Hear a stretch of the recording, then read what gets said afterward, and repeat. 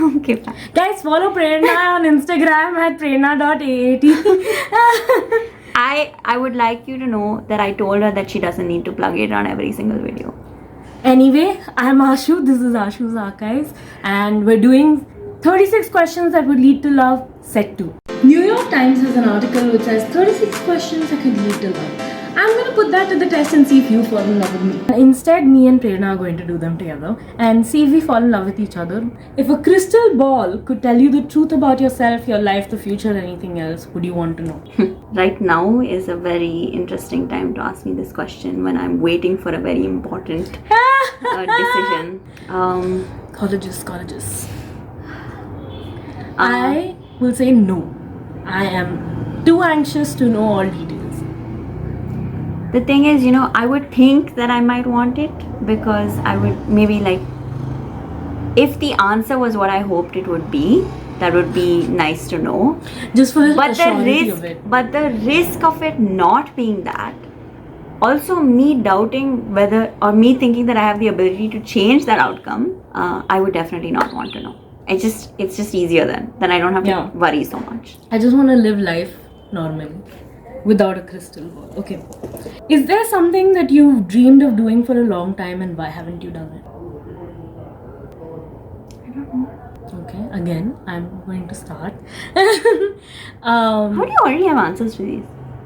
It's easy, I don't know. My mind makes connections very fast. Something that I really want to do is scuba diving. Or stuff like sleeping under the stars and having a tree house. Tree house I haven't done because financial decision. But like I can't go on trips alone. So I'm waiting for someone, friend, partner, whatever, who I can go do it with and to have the money for it. Yeah. That's the problem. Most of the times the dreams you want to do, like the money is... They come with a big price tag. A really big dream of mine is to travel, but not just see the places, but get an experience of the culture. So like that would involve staying there for some time, in each place. Maybe like a month or more in each place. I don't know if I would want to do it alone or not, but I would definitely want an experience where I got a chance to get to know people there, get to know the food there, get to know maybe I don't know how people think, what they believe in, stuff like that. Just the story of the place overall. And I obviously haven't done it because it involves a lot of time. It involves like endless funds of money that like I don't have to work, or I can work in a way that or I need to already have a lot of money to be able to do it, and then I don't know. It's just I don't think it will be possible in this lifetime. Makes sense. So, what is the greatest accomplishment of your life? I haven't lived that long to have a great accomplishment. You haven't lived long enough. It's the greatest so far. I think getting through college without a break. That was really amazing. Yeah. And you worked really hard at it, so... Yeah, there was so many times when like the college therapist was like, okay, you need to take a sem off. But and I think even I would tell you once in a while, like, why don't you just do that? That would be so helpful for you, I think. But I proved time and time again that you didn't want to and you didn't need to. Yeah. Both. And I did it. Yay! I'm so glad you did it. What's your greatest accomplishment? I just want to bite your hand. I'm very biteable. What? Just that statement. Is my relationship with myself. I feel like I'm trying to be some inspirational speaker or something. No, but it is true. You work really hard. I've been working hard on it for my whole life. And I know that sounds like it's something that's supposed to be obvious, but I've consciously been putting in the effort because I realized that my face was further away. So I've been working really hard at it and paying attention to it a lot. And it's the most difficult thing I've ever had to do and probably ever will do also. I know that the rest of my life is still going to involve this. It's really hard to be nice to myself. It's really hard not to just judge myself for things and to set incredibly high standards that are always very difficult to achieve. I think my therapist said you need to set yourself up for success, and that was like life-changing, groundbreaking for me, because I've never thought of it that way, even when I worked so hard to be kind to myself. So yeah, just building a relationship with myself so that I can like myself and enjoy my own company is like took a lot of effort. Pretty cool. I'm very proud of myself. Okay. What do you value the most in friendship? I'm not looking at you because you told me to look at the screen, okay? I just want to make that clear to the viewers. I am looking at you there. Yeah, but you looked at me here also. So Okay, what do you value most in a friendship? acceptance, like non-judgmental. Because you don't have to agree with me. You don't even have to like me that much. You don't even have to like, I do hate do her. things that I like, or even I don't have to agree with you, and I don't have to think that you're right all the time or whatever. But I cannot have a friendship where I'm being judged. It's very painful, and I don't know, that doesn't feel like a friendship. I don't judge you, I just use you for views. Yeah. I know. Such a sad life. Me getting to talk how much ever I want. So difficult. Okay, I think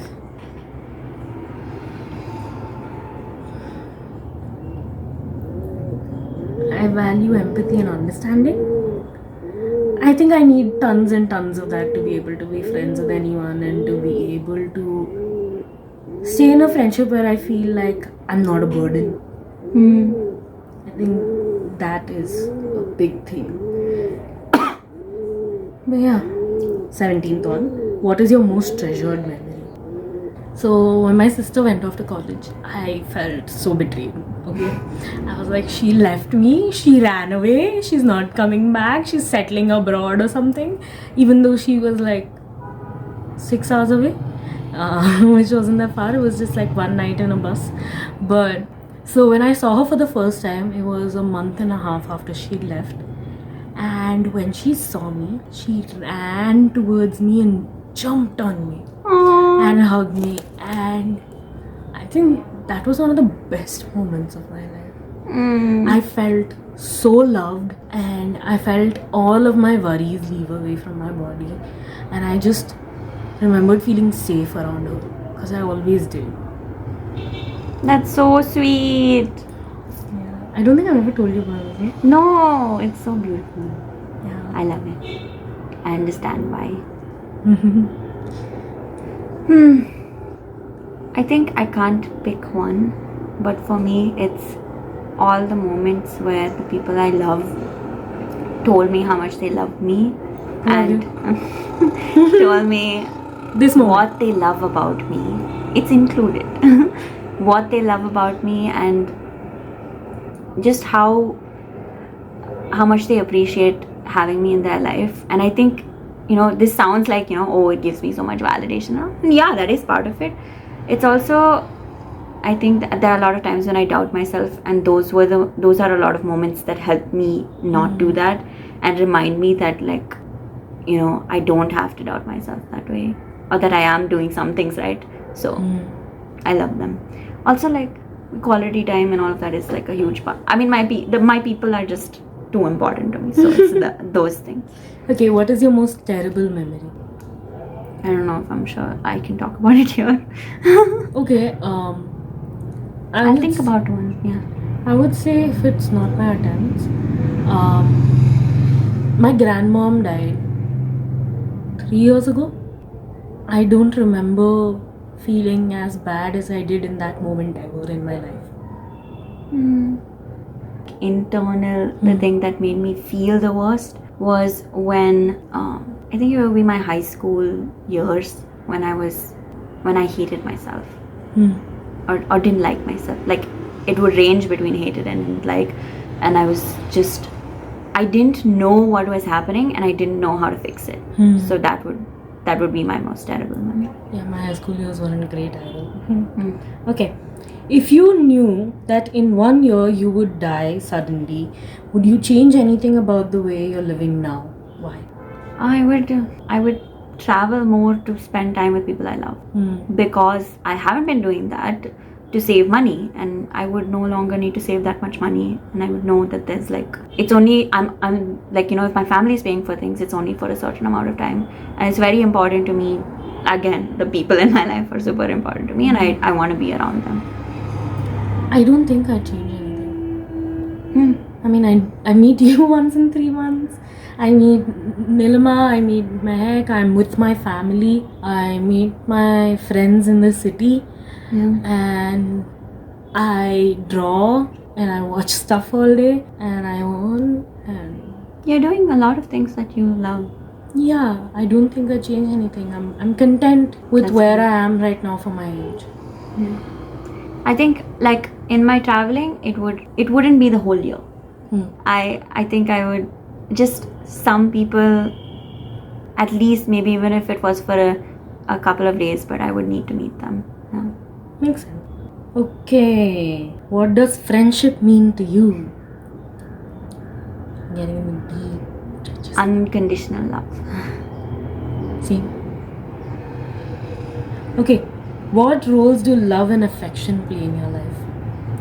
These are such vague questions. Also, it's like we've literally already talked about this like 10 times. So like, Okay, I'm scared of love and affection because I feel like it'll get taken away at any moment because I'm not worthy of it. Love and affection is what's most important to me. Your driving force. Okay. Alternate. Sharing something you consider a positive characteristic about your partner. You share about someone else, na? Don't talk about me, please. It's so weird. I don't talk about you, but you're talking about me. Arey, but I don't have a partner. No, So you can share currently- about another friend or something, no? No, but currently my partner in answering the questions. This question is supposed to be between partners. It's okay, share about Hershey. Hershey is a golden olden boy. I love it. That's not the most, what is it? Positive characteristic. Okay, fine. I don't know. Fine. Why don't you talk about my positive characteristic and I talk about yours? Fine. So, okay. Okay. Yours is how good you are at setting boundaries. I think makes it the easiest for me to be in a friendship with you because I'm not anxious about it. You've already defined it for me. It's clear. There's no confusion. That and your empathy, That's which I've already true. stated. I've already stated, so it's your boundaries. Your boundary setting. I think it's It does say share a total of 5 items, but I limited it for you. okay. Like, I think it's how non-judgmental you are. I know that's a criteria I need in my friendships, but there's different levels of it also. Like, there might be moments where someone judges me, but then my whole relationship with them is not defined by that.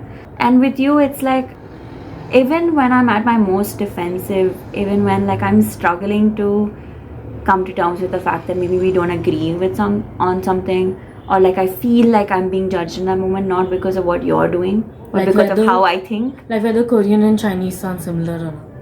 Yeah, that's the disagreeing. The judge part was other things. No, I judged you on it. Like, yeah, but even in those moments, you always, the way you speak always reminds me that you're not actually judging me. And like the fact that you always treat me the same before and after that, like, it just makes it comfortable for me and makes it easier for me to stop feeling so uncomfortable about that. And I think